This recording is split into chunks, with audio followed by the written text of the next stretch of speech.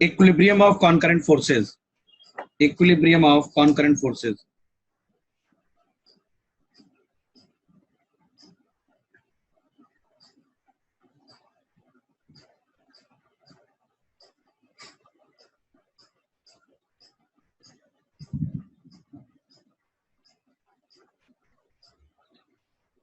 ठीक है, तो हम बात करेंगे कि जो कॉन्करेंट फोर्स का मतलब क्या होता है। कॉन्करेंट फोर्स ऑलरेडी मैंने आपको बताया था। कॉन्करेंट फोर्स का मतलब क्या होता है, जो एक पॉइंट से होकर के जाता है। जैसे मान लो एक पॉइंट है और हमारे पास एक फोर्स ये है, एक फोर्स मान लेते हैं, चलिए ये है, एक फोर्स ये है।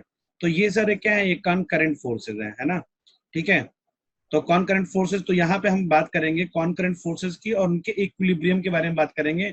इक्विलिब्रियम का मतलब ये है कि वो जो फोर्स जो कॉन्करेंट होगा, it should be balanced force, it should be balanced force, यानी कि वो कैसा होना चाहिए, इक्विलिब्रियम में होना चाहिए। इक्विलिब्रियम का मतलब है it should be balanced force, balanced force. तो बैलेंस फोर्स का डिफिनेशन क्या होता है भाई। तो अगर मान लो कोई भी फोर्स अगर किसी ऑब्जेक्ट पे किसी पॉइंट पे लगा हुआ है, ठीक है, तो उनका अलजेब्रिक सम क्या होना चाहिए, जीरो होना चाहिए। तो इक्विलिब्रियम तभी किसी फोर्स का मिलता है when all the forces, all the forces acting on a object, if when या व्हेन अलजेब्रिक सम लिख देते हैं यहाँ साथ में, algebraic sum, algebraic sum of all the forces acting on object, within bracket लिखते हैं point, is equal to zero. यानी summation of all the forces acting on object, it must be equal to zero. तो उसे हम कहते हैं balance force. उसे हम क्या कहते हैं, बैलेंस फोर्स। बैलेंस फोर्स के बारे में मैं आपको एक चीज और बता दूं। जैसे मान लीजिए सपोज करिए कि अगर कोई बॉडी रेस्ट पे है, रेस्ट पर है, ठीक है, मान लेते चलिए एक बैलून है और ये बैलून जो है वो ऐसे टंगी हुई है, और मान लेते चलिए वो अगल बगल हवा भी चल रही है, मान लीजिए पंखा भी चल रहा है, लेकिन फिर भी मुझे वो रेस्ट पे लग रहा है। तो इसका मतलब ये हो सकता है कि मान लीजिए यहाँ से एक फोर्स लग रहा है, सेम इक्विवेलेंट फोर्स आपको यहाँ पे भी लग रहा हो। एक फोर्स मान लो ऐसे लग रहा है हवा का, एक फोर्स ऐसे लग जाए। मान लेते हैं ये 3 न्यूटन का फोर्स है, ये लेते हैं मान लीजिए 3 न्यूटन फोर्स है, ये 5 न्यूटन फोर्स है, 5। तो यहाँ पर अगर आप देखो, फोर्स एक वेक्टर क्वांटिटी है। फोर्स क्या है, एक वेक्टर क्वांटिटी है। अगर मैं जितना भी इधर की डायरेक्शन को और इधर के डायरेक्शन को आपस में साइन से रिप्रेजेंट किया जा सकता है। ये 3 इस डायरेक्शन में, ये 3 इक्वल है, अपोजिट है, ये भी इक्वल है, अपोजिट है। तो यहाँ पर जो अलजेब्रिक सम अगर आप निकालेंगे तो 3 + 5 माइनस, ये माइनस हो जाएगा, -3 - 5। अगर इसको आप ऐड करेंगे तो देखो ये सारी वैल्यू कट जाएगी और वैल्यू क्या है, जीरो। तो मुझे ये जो बैलून है ना, ये बैलून मुझे ऐसा लगेगा कि जैसे ये स्टेशनरी है। ऑल्दो इसमें फोर्स लग रहा है, लेकिन ये क्या है, सारे फोर्स दूसरे कट कर रहे हैं और बॉडी कैसे दिख रहा है, रेस्ट में नजर आ रहा है। इसका मतलब यहाँ पे बात हो रही है बैलेंस फोर्स की, ठीक है ना। और चूंकि एक ही पॉइंट पे सारे फोर्स लग रहे हैं, तो देखिए ये पॉइंट है, इस पॉइंट पे देखिए 5 न्यूटन का फोर्स ऐसे लग रहा है, 3 न्यूटन का फोर्स देखिए इस तरीके से लगा है, इसमें देखिए 3 न्यूटन का फोर्स इस तरीके से लगा हुआ है, और इसी पॉइंट पर एक फोर्स देखो ऐसे लगा हुआ है ना। एक ही पॉइंट पे सारे फोर्स लगे हुए हैं, कॉन्करेंट फोर्स की बात हो रही है, ठीक है। अब ये तो बॉडी है रेस्ट पे।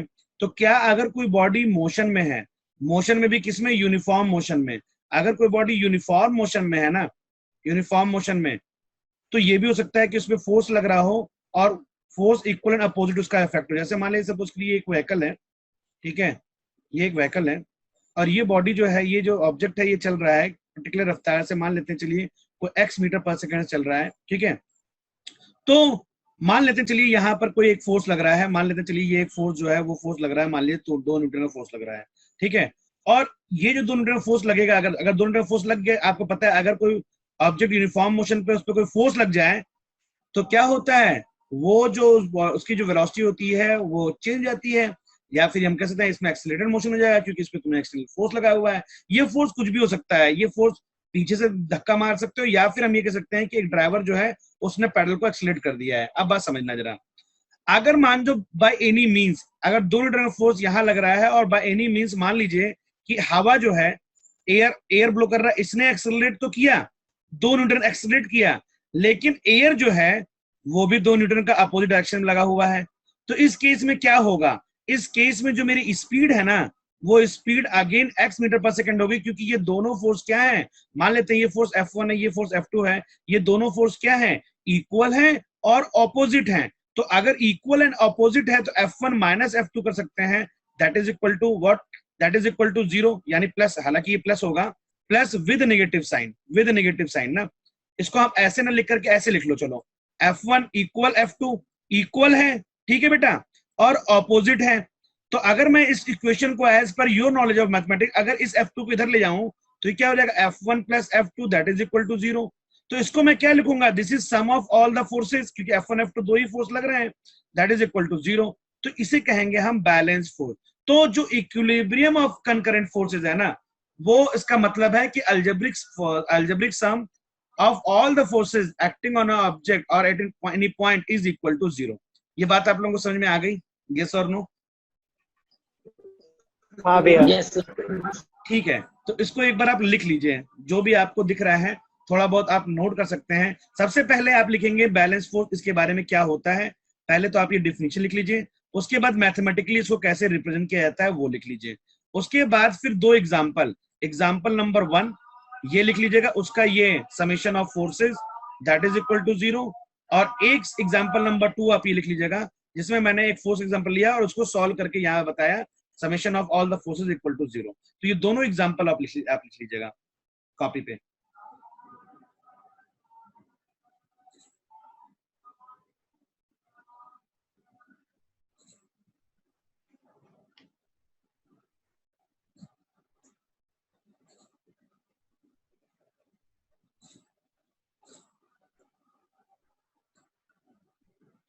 ये हो गया एक नॉर्मल चीज जिसके थ्रू हम ये देख सकते हैं कि जो फोर्सेस हैं वो किस तरीके से बैलेंस। तो यहाँ पे देखिए, चाहे बॉडी रेस्ट पर हो या यूनिफॉर्म मोशन पे हो, इसका मतलब दोनों ही केस में फोर्सेस लग रहे हैं, और वो अभी भी रेस्ट पर है और वो अभी भी यूनिफॉर्म मोशन पे है। हमने न्यूटन के फर्स्ट लॉ में ये पढ़ा था कि if body is in rest it remain it rest, if body in motion it remain in uniform motion until an external force act on it। लेकिन वो जो फोर्स की बात हो रही थी ना, वो बेटा इफ जो रिजल्टेंट फोर्स है उसकी बात हो रही थी। रिजल्टेंट फोर्स का मतलब है अनबैलेंस फोर्स। मान लो 3 न्यूटन का फोर्स इधर से लग रहा है, 5 इधर लग गया, तो रिजल्टेंट फोर्स हो गया 2 न्यूटन। तो 2 न्यूटन का फोर्स अगर लग जाएगा तो जाहिर सी बात है वो अपने स्टेट ऑफ रेस्ट या यूनिफॉर्म मोशन में नहीं रहेगा। लेकिन अगर मान लो कोई बॉडी रेस्ट पर है और यूनिफॉर्म मोशन पे है और कोई आपसे पूछ लिया क्या इस पे कोई फोर्स लग रहा है, तो आप ये कहेंगे यस, इस पे फोर्स लग सकता है, और वो तभी हो सकता है जब वो बैलेंस फोर्स हो। You getting my point? आप लोग समझ रहे हैं जो मैं बोलना चाहता हूँ? हाँ भैया। हाँ। मैं ये कह रहा हूँ, हमने फर्स्ट लॉ में पढ़ा था कि अगर कोई बॉडी रेस्ट पर है और अगर कोई बॉडी यूनिफॉर्म मोशन पे है, हमने यही तो पढ़ा था, if body is in rest it remain it rest, if body in motion it remain in uniform motion until an external force act। जब तक कोई एक्सटर्नल फोर्स नहीं लगाओगे कोई बॉडी रेस्ट में रहना चाहेगी, यूनिफॉर्म मोशन में रहना चाहेगी। लेकिन ये फोर्स कौन सा फोर्स है? ये फोर्स है अनबैलेंस्ड फोर्स। वहां पर न्यूटन ने ये नहीं कहा था, वो फोर्स क्या होना चाहिए था? Unbalanced force. अगर मान लो एक बॉडी रेस्ट पर है और वो यूनिफॉर्म मोशन पे है, तब भी वो रेस्ट पे रहेगी और यूनिफॉर्म पे रहेगी अगर उस पर तुम फोर्स अप्लाई कर दो। लेकिन वो फोर्स कैसा होगा?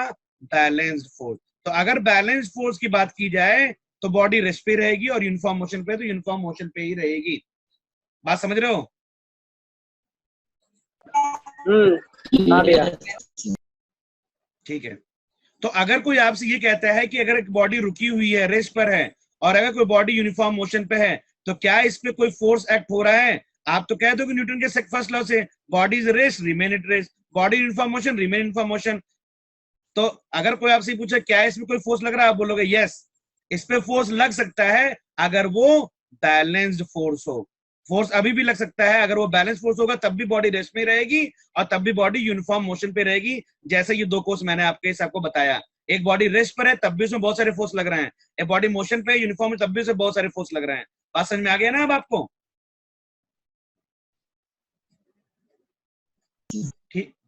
ठीक है। Yes sir. अब देखिए, अब ये तो था मैंने आपको समझाने के लिए। अब देखिए मैं आपके सामने अब एक छोटा सा डेरिवेशन और उसका वेक्टर डायग्राम ड्रॉ कर रहा हूं, और ध्यान समझिएगा जरा। देखिए एक पॉइंट है, इस पॉइंट पर एक फोर्स लग रहा है और ये फोर्स है मेरा F1। एक फोर्स और है, वो फोर्स इस तरीके से लग रहा है, ये फोर्स हो गया F2, और एक फोर्स और लग रहा है और ये फोर्स है मेरा F3। जरा ध्यान देना, इस पॉइंट O पर 3 फोर्स एक्ट हो रहे हैं। जरा वेक्टर, दो वेक्टर, अगर ये हम बात कर रहे हैं केवल F1 F2 की, अगर दो वेक्टर मेरे पास हैं और वो एक पॉइंट जा रहे हैं, कंकरेंट फोर्सेस हैं, मान लीजिए F1 F2 है, आप मुझे बताइए इसका रिजल्टेंट मैं कैसे निकाल सकता हूं? अगर वो को इनिशियल है डायगोनल, तो आई उसका डायगोनल होगा। डायगोनल, यानी यहाँ पे क्या लगाएंगे? Law of parallelogram. तो ये क्या होगा? रिजल्टेंट मेरा होगा F1 प्लस F2, याद है ए और बी था तो A प्लस बी हो जाता था। तो यहाँ पर हाँ भैया। आई can right like this also, कि मैं ये कह सकता हूं कि यहाँ पर जो ये फोर्स, इन दोनों का समेशन लेते हैं, इन दोनों का समेशन क्या हो सकता है? F1 plus F2 vector. बात समझना जरा, ये दोनों ही वेक्टर हैं, ठीक है, ऐसे मान लेते चलिए वेक्टर। ये F1 F2 हो गया, वेक्टर से जोड़ दिया, लॉ ऑफ पैरेललोग्राम। अब बात समझना, अगर मैं कहूं कि ये बॉडी जो है वो इस पॉइंट पे जो लग रहा है, इस ऑब्जेक्ट पे फोर्स लग रहा है और ये इक्विलिब्रियम पे है, इसका मतलब क्या हुआ है? Body under equilibrium, if body under equilibrium. अब इक्विलिब्रियम, अगर बॉडी इक्विलिब्रियम में है यानी रेस्ट पर है या फिर और यूनिफॉर्म मोशन पे है, और तब भी देखिए फोर्स लग रहा है, body remain in rest and uniform motion. लेकिन इस केस में मैथमेटिकल एक्सप्रेशन क्या होगा?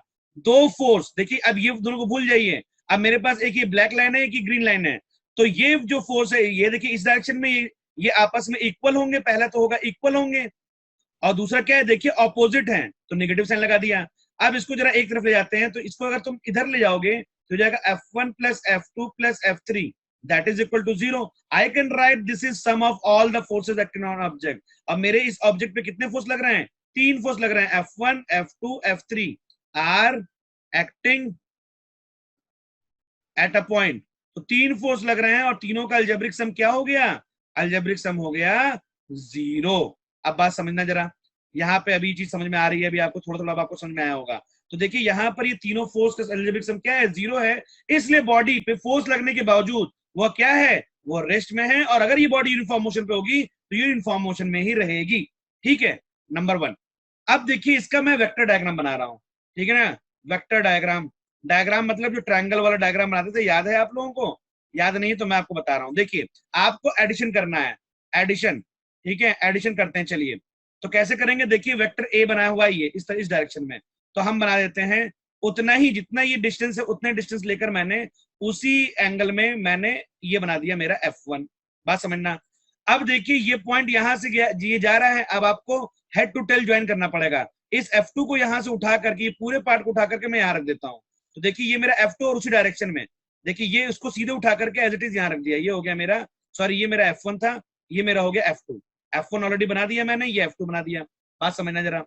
अब इसको बनाने के बाद देखिए F3 की डायरेक्शन देखिए, ये यहां से स्टार्ट होगा और डायरेक्शन देखिए इसका क्या है, इस तरीके से है। तो डायरेक्शन इसका देखिए क्या है, ये रहा डायरेक्शन, ये हो गया F3। मैंने आपको बताया था जब मैं ट्रायंगल पढ़ा रहा था, उससे मैंने कहा अगर तीनों एरो एक डायरेक्शन में हो जाते हैं, इसका मतलब वहां पर चीजें क्या हो जाती हैं? Equilibrium condition, forces are balance and sum of all the forces that is equal to, sum of all the forces is equal to हो जाएगा 0। अगर ये अपोजिट डायरेक्शन में होते हैं तो हम क्या कहते हैं कि F3 इक्वल टू हो जाएगा F1 प्लस F2। लेकिन यहाँ पर क्या है, तीनों ब्लॉक एक, ये एक फोर्स ब्लॉक नहीं कर रहा है, तीनों एक ही डायरेक्शन में, और जब भी ये कंडीशन मिल जाए उस कंडीशन को बोलते हैं इक्विलिब्रियम कंडीशन, इक्विलिब्रियम। तो अगर मान लीजिए इक्विलिब्रियम कंडीशन में वेक्टर डायग्राम कभी भी तीनों एरो एक डायरेक्शन में लूप बना रहे हैं तो उसको कहते हैं इक्विलिब्रियम और बैलेंस फोर्स, बैलेंस केस, है ना? यानी कि आपका सिस्टम जो है, system must be in equilibrium, must be in equilibrium और बैलेंस, ठीक है। उसको हम लिखते हैं sum of forces that is equal to 0। तो यहाँ पे मैंने आपको दो चीज बताई, पहला तो एक, तीन फोर्सेस जो है किसी पॉइंट पे एक्ट कर रहे थे, वो पॉइंट है मेरा O। उसके बाद मैंने आपको ये चीज बताई, बताने के बाद मैंने आपको इसी का वेक्टर डायग्राम बनाया और बताया देखो अगर तीनों लूप बन गया इसका मतलब सिस्टम इक्विलिब्रियम में होगा, ठीक है ना? अब देखिए इसका स्टेटमेंट क्या लिखेंगे, अब हम इसका स्टेटमेंट लिखने जा रहे हैं, और वो स्टेटमेंट क्या होगा इसका, अगर उसको डेरिवेशन में डेफिनेशन लिखे अब तो लिखेंगे the condition for the equilibrium, the condition for the equilibrium क्या है? Equilibrium of a number of forces acting at an angle, acting at the same point, concurrent की बात है इसलिए acting at the same point is that vector sum of all forces is equal to 0, यानी सम of all forces लिखा है, vector sum of all forces is equal to 0, यानी कि मैं लिख सकता हूं F1 force, F2 vector, F3 vector, that must be, अगर मान लो बहुत सारे होंगे that is equal to Fn भी कर सकते हैं आप, दैट इज इक्वल टू 0। जितने भी फोर्सेज होंगे उनका अलजेब्रिक सम क्या होगा? 0। बात समझ में आ गया? हाँ भैया। ठीक है, आ गया।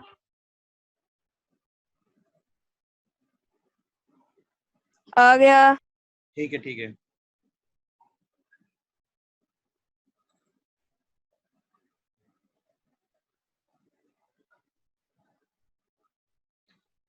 लिख लीजिएगा तो बता दीजिएगा कि हो गया है।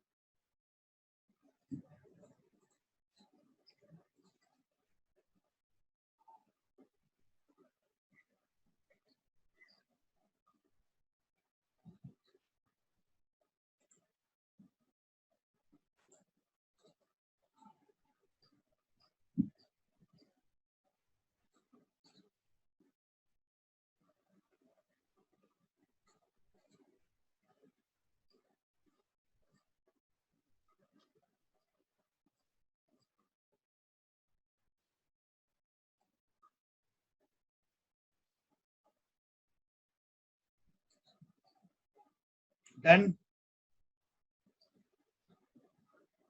2 मिनट भैया हाँ बस। भैया, हाँ भैया मेरा हो गया। ठीक है, ठीक है।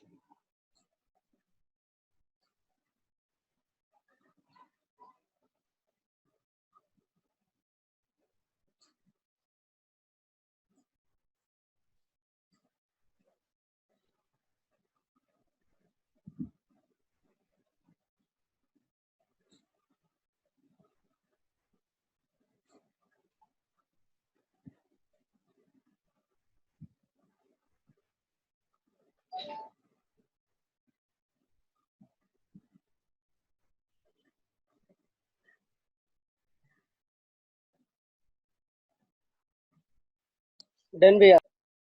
कार्तिक आपका हो गया बेटा?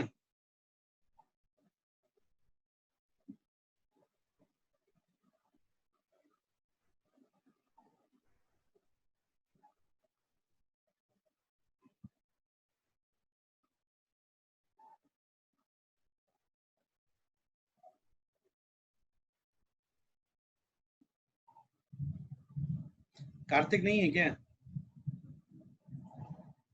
ओह, कार्तिक तो है ही नहीं इसमें, फोन करूं क्या?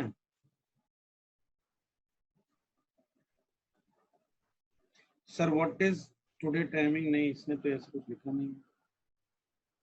क्या हो गया है इसको? शायद डिस्कनेक्ट हो गया। हम्म सही कह रहा हूँ। डिस्कनेक्ट हो गया भैया वो।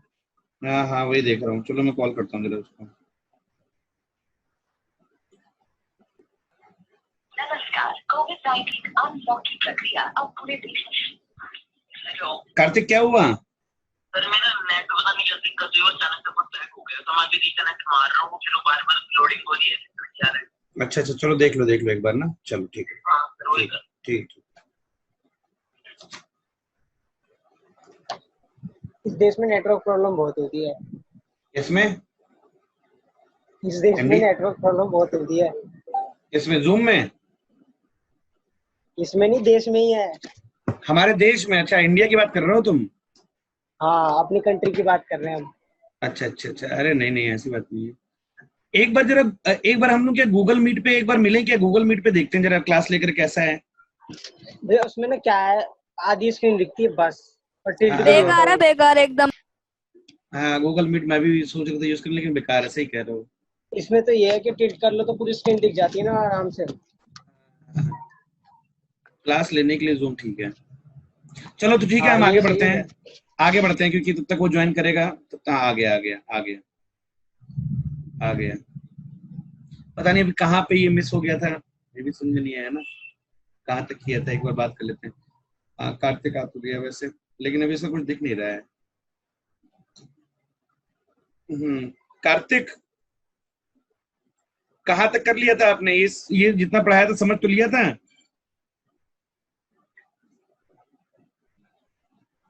मुझे लग रहा है अभी इंटरनेट की प्रॉब्लम है इसको। चलो कोई नहीं, हम आगे चलते हैं ना, अभी आगे चलते हैं। चलिए देखिए, अब हम आगे बात करेंगे। अभी इसमें एक नोट की बात करेंगे, जो ऑलरेडी मैंने आपको ये वाली चीज बताई है ना, ये वाली।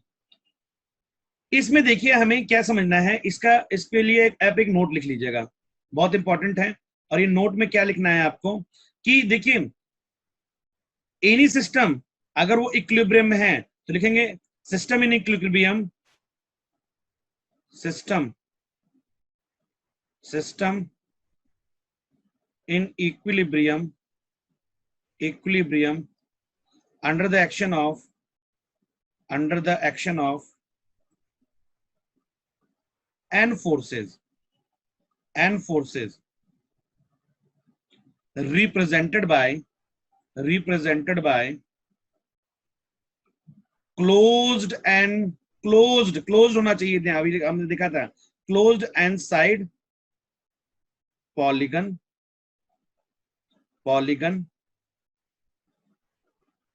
taken in same order, taken in same order, same order। तो सेम ऑर्डर के बारे में मैंने बताया था कि कोई भी body, any system is in equilibrium if the under of action of n forces represented by closed and side polygon taken by same order। तो देखिए यहां पर अगर हम बात करें, यहां पे देखिए क्या है, ये सेम ऑर्डर पे है, एक बार ऐसे चला फिर ये चला फिर ये, इसे कहते हैं सेम ऑर्डर। और आपको याद है एक हम लोग पढ़ते थे, ऐसे चला फिर चला, और एक किया था अपोजिट ऑर्डर। तो अपोजिट ऑर्डर में एडिशन होता है और सेम ऑर्डर में भी एडिशन हो रहा है, लेकिन यहाँ पे क्या है, बैलेंस सिस्टम बनता है, समेशन क्या होता है, 0। अगर ये चीज ऐसे होता है F1 F2, तो क्या मिलता है आपको, F3 इक्वल टू मिल जाता है F1 प्लस F2 मिलता है, निगेटिव साइन नहीं मिलता आपको, है ना, जो हमने पहले पढ़ा था अगर अपोजिट ऑर्डर होता है। लेकिन यहाँ पे क्या है, सेम ऑर्डर। तो ये चीज लिख लीजिए, any system is in equilibrium under the action of n forces represented by closed and side polygon taken in same order। ये याद रखना, ठीक है।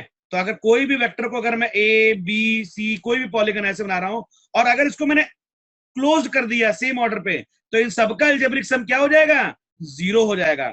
मान लीजिए F1 फोर्स है, ये F2 फोर्स है, ये F3 फोर्स है, ये F4 फोर्स है, ये F5 फोर्स है, तो सबका अलजेब्रिक सम क्या हो जाएगा, F1 F2 plus F3 plus F4 plus F5 that is equal to 0। ये समझने वाली बात है। और अगर मान लीजिए यहां पर मैंने अपोजिट ऑर्डर कर देते, अगर इस चीज को यहां से न करके इसको यहां से करके इसको ब्लॉक कर दिया जाता, ये अपोजिट ऑर्डर है, तो इस केस में F5 इज इक्वल टू क्या होता है, F1 plus F2 plus F3 plus F4। तो यहाँ पे इनका एडिशन हो जाता है। आई होप कि ये चीज आपको समझ में आ गई। हाँ ठीक है ठीक है। सर मैं पिछला वाला खाना मैं मेरा कर गया था, लास्ट वाला, ये वाला, इससे पहले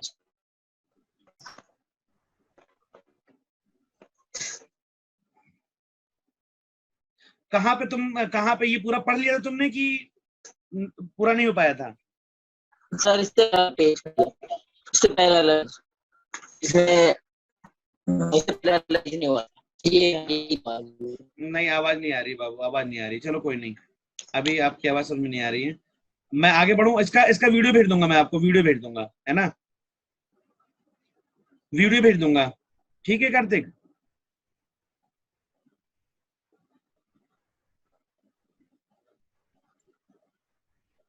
चलिए आगे चलते हैं।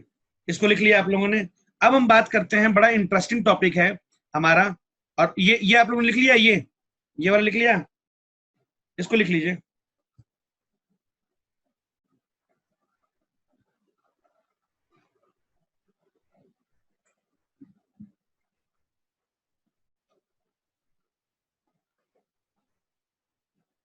ठीक है हो गया भैया। ठीक है ठीक है, ओके कार्तिक, आपने चैट कर दिया, समझ में आ गया। हो गया ठीक हो है, गया। आगे बढ़ते हैं, मैं आपको भेज दूंगा इसका वीडियो। नेक्स्ट जो है और बहुत इंपॉर्टेंट, वेरी वेरी इंपॉर्टेंट, वो है लामीज थ्योरम। लिख लेते हैं जरा, Lami's theorem.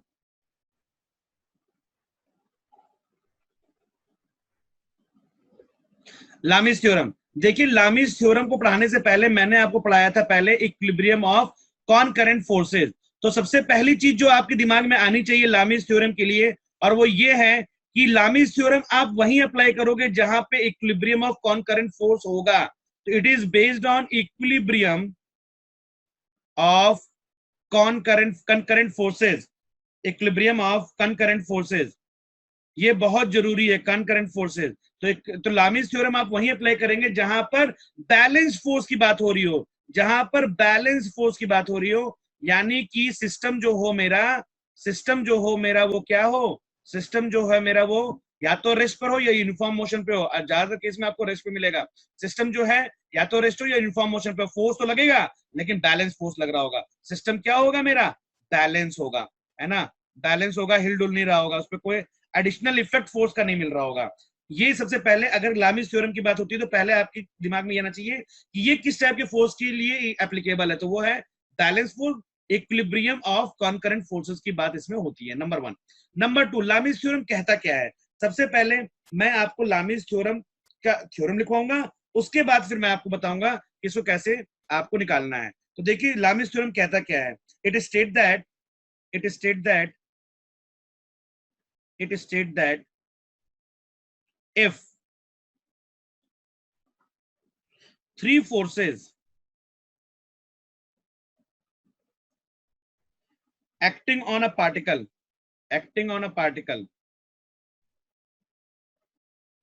keep it in equilibrium,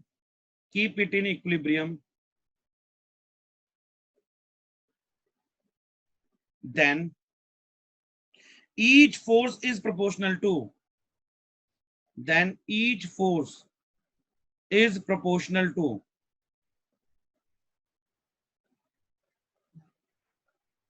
the sine of the angle between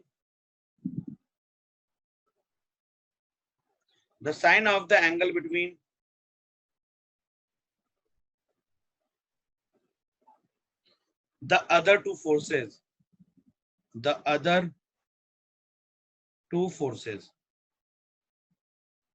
देखिए ये हो गया स्टेटमेंट लामीज थ्योरम का। तो लामीज थ्योरम क्या स्टेट करता है, I just read it out. If three forces acting on a particle, तो इसमें सबसे इंपॉर्टेंट चीज ये है कि जो फोर्सेस होंगे वो कितने होंगे, केवल और केवल थ्री फोर्सेस। एंड ये जो है थ्री फोर्सेस जो है यही लिमिटेशन है लामीज थ्योरम का। तो लामीज थ्योरम का लिमिटेशन क्या है, लिमिटेशन जो है लामीज थ्योरम का वो यही है कि it is applicable for three forces only, तो सबसे पहली चीज तो मैंने आपको ये बताई कि लामीज थ्योरम कहाँ किस फोर्स के लिए लगता है, तो वो होता है equilibrium of कॉनकरेंट force, balance force के लिए होता है, नंबर 1। नंबर 2, ये हो गया नंबर 1 पॉइंट। नंबर 2, इसके लिमिटेशन क्या है कि ये केवल तीन फोर्स के लिए एप्लीकेबल है, और स्टेटमेंट मैंने आपको बताया। तो it state that if three forces acting on a particle, कहीं लग रहा है कीप इट इन इक्विलिब्रियम, देखो लिखा हुआ है यहाँ पे, तो वो इक्विलिब्रियम में, तीन फोर्स ऐसे लग रहे हैं कि वो इक्विलिब्रियम में है, then each force is proportional to, तो देखिए हर एक फोर्स जो प्रोपोर्शनल होगा वो किससे प्रोपोर्शनल होगा, sine of the angle between other two force, sine of the angle between other two force, यानी कि जो दो अगला दो फोर्स है उसके बीच में जो एंगल बन रहा होगा उसके साइन एंगल के प्रोपोर्शनल होगा। तो ये कैसे समझेंगे, देखिए मैं बना रहा हूं डायग्राम, देखिए डायग्राम समझते हैं। ये देखिए ये एक F1 फोर्स है, ये फोर्स है F1, ठीक है, एक फोर्स है F2, देखिए ये रहा F2 फोर्स, और एक फोर्स है F3, देखिए ये रहा F3 फोर्स। बात समझने का जरा, ये तीनों ही कॉन्करेंट फोर्स है, तीन फोर्स के लिए एप्लीकेबल है लामी, सिस्टम इक्विलिब्रियम में, यानी कि जाहिर सी बात है इसमें किसी न किसी का एडिशन आपस में बराबर होगा, यानी algebraic sum of all the forces is equal to 0 होगा, या हम ये कह सकते हैं F1 is equal to minus of F2 F3 होगा, F2 is equal to minus of F3 F1 होगा, और F3 is equal to minus of F1 F2 होगा, तभी F1 F2 F3 की वैल्यू 0 होगी। ठीक है, ये बात समझ में आ गई। अब देखिए चूंकि ये तीनों फोर्स एक पॉइंट लग रहा है तो कोई ना कोई एंगल बना रहे होंगे, चलिए F1 के सामने को कह देते हैं अल्फा, F2 के सामने को कह देते हैं बीटा, और F3 के सामने को कह देते हैं गामा। चलिए ये हो गया मेरा 3 एंगल। अब स्टेटमेंट पढ़ते हैं। स्टेटमेंट ये कहता है कि if 3 forces are acting on a particle, ये देखो 3 फोर्स इस पार्टिकल पे लगे हुए हैं और ये इक्विलिब्रियम में भी है, then each force is proportional to sin of the angle between the, तो देखिए अगर F1 की बात करेंगे तो मेरा एंगल होगा अल्फा। क्यों अल्फा? क्योंकि ये इन दो फोर्स के बीच में उसके साइन एंगल के प्रोपोर्शनल होगा। तो लिखने का तरीका क्या है? Mathematically I can express Lami's theorem like F1 divided by sin of alpha। बोल रहे हैं ना कि देखिए आप ऐसे लिख सकते हैं F1 is proportional to what? Proportional to sin of the angle between the other two। तो अदर टू फोर्स के बीच का एंगल अल्फा है तो उसको साइन एंगल के प्रोपोर्शनल होगा। इसको मैं ये भी लिखता हूं F1 by sin alpha is equal to constant, लिख सकता हूं ना इसको। अगर इसको आप सॉल्व करेंगे तो ये क्या हो जाएगा? F1 equal to some constant into sin alpha या F1 by sin alpha equal to constant।